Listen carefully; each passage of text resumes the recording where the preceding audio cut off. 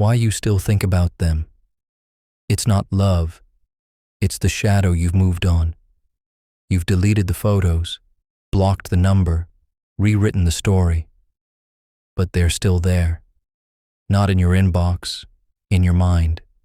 They show up in dreams, in quiet moments, in songs you didn't even realize were about them.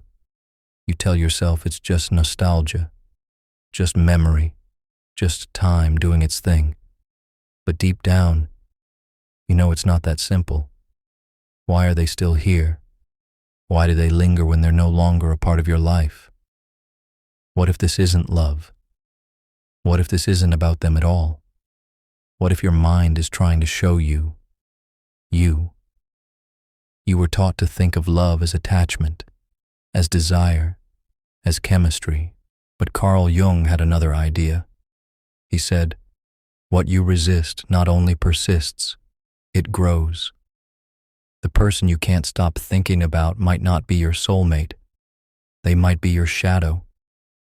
Carl Jung believed that every human carries a shadow, not a villain, not a monster, just the part of you that you couldn't or wouldn't accept, desires you buried, rage you denied, weaknesses you were taught to hide.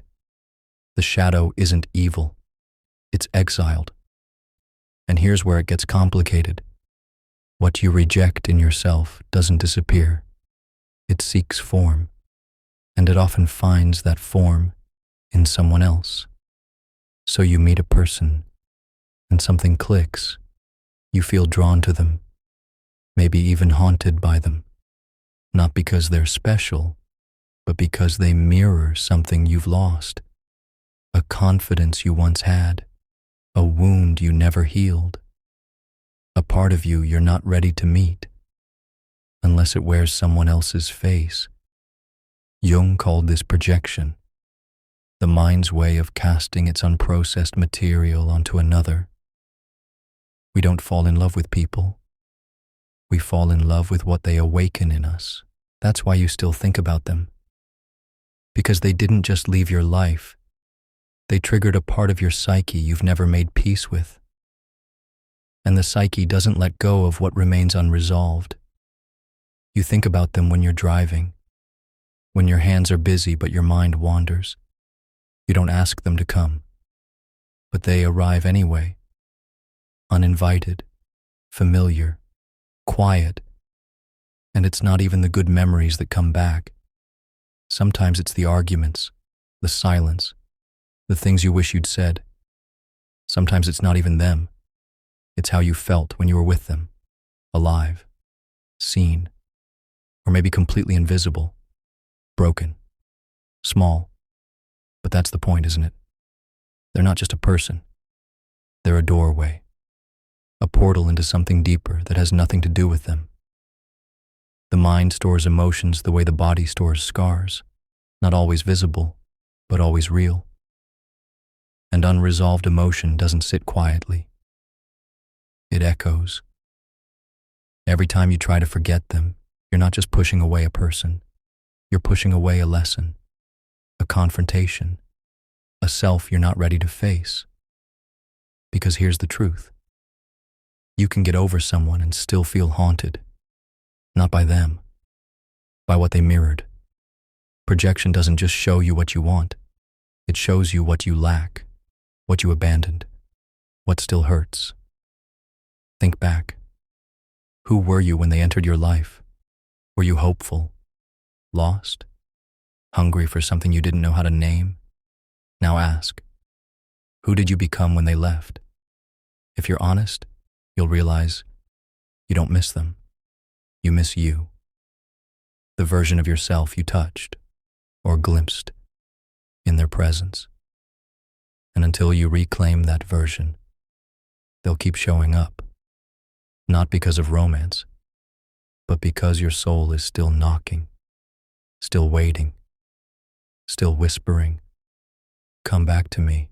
If even a small part of you resonates with these words, if you've ever felt unseen, unheard, or like you were performing instead of living, this space was made for you. Here, we don't just scroll past truth. We stop for it. We sit with it. We let it change us. If this spoke to you, consider subscribing. Not for more content. Memory is not just a timeline. It's a terrain, a living map of feelings, symbols, and echoes. Your brain doesn't store them. It stores the version of you that existed in their presence. The laughs you didn't fake. The attention you craved. The pain you swallowed. That's what keeps returning. Not the facts. Not the story. The feeling. This is the trap of emotional imprinting. When a person becomes more than themselves. When they become meaning. And meaning is hard to let go of. You see, the unconscious mind doesn't care about logic. It cares about intensity, pattern, symbol. When someone enters your life with force, whether through love or pain, they activate circuits that weren't active before. You start to associate them with a kind of awakening. Not always a good one, but a real one. Raw, unfiltered. You remember them because a part of you woke up around them. And maybe that part hasn't been awake since. You call it love. But what if it was identity? What if they were just a flashlight shining on something hidden within you? A truth, a fear, a part of yourself that you only allowed to breathe through them. When they left, it felt like that part of you left too. But here's the thing. That part of you isn't gone. It was never theirs to take. It was always yours to reclaim. And the longer you keep believing it belonged to them, the longer you'll stay trapped in the illusion. They weren't the answer. They were the reminder. The human mind repeats what it doesn't repair. It loops around what it cannot understand. And so, you return to their face, to the sound of their voice in your memory, to that one moment, that one word, that one feeling that refuses to settle. Not because you enjoy it, but because something inside you is still open, still bleeding. We are drawn back to the things that wounded us, not out of masochism, but out of instinct.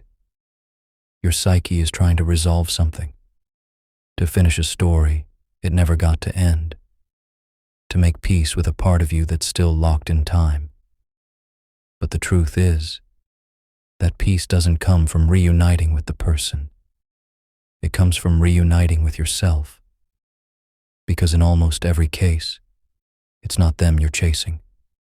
It's the self that felt most alive, or most broken, in their presence. Jung called this the return of the shadow.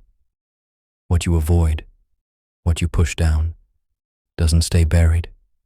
It resurfaces through patterns, projections, people, and until you face it, you'll keep meeting it in different bodies, with different names, in different chapters of your life, each one looking just different enough for you to think it's new.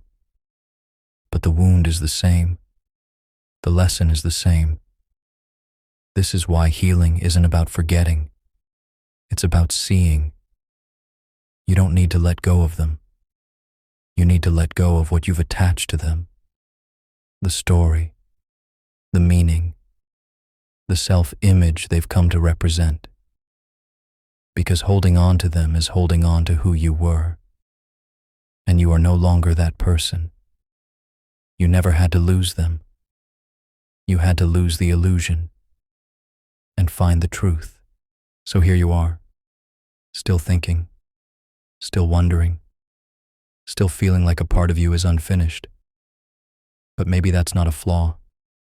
Maybe it's a signal, an invitation, not to call them, not to rewind the story, but to finally meet the version of yourself that's been waiting all along.